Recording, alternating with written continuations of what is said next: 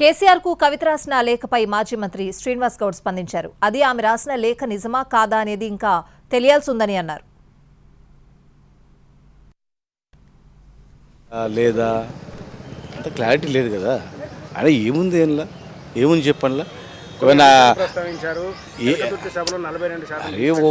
అందులో ఏముంది దానిలో ఆమె ఒకవేళ రాస్తే కూడా ఏమైనా కాంగ్రెస్ ఓడిందా ఆమె ఏమన్నా నిజమా అనుకుందాం. పోనీ కాంగ్రెస్ బాగా పరిపాలన చేస్తున్నాను కదా, కాంగ్రెస్ మంచిగా ఉందని అన్నదా.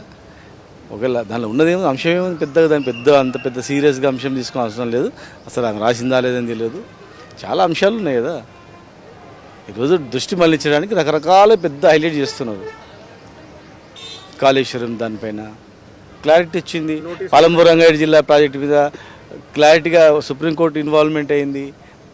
కాళేశ్వరం పైన సెంట్రల్ వాటర్ కమిషన్ వాళ్ళు క్లియర్గా చెప్పిండ్రు అద్భుతమైన ప్రాజెక్ట్ అని చెప్పేసి అని. ఎన్నో అంశాలన్నీ దృష్టి మళ్లించడానికి రకరకాలుగా జరుగుతూ ఉన్నాయి. అయినా అలా మాట్లాడే ఒక నిజంగా లెటర్ అన్నా కూడా అలా ఏముంది, పెద్ద అంశం ఏముంది చెప్పండి, పెద్ద ఏం లేదన్నా.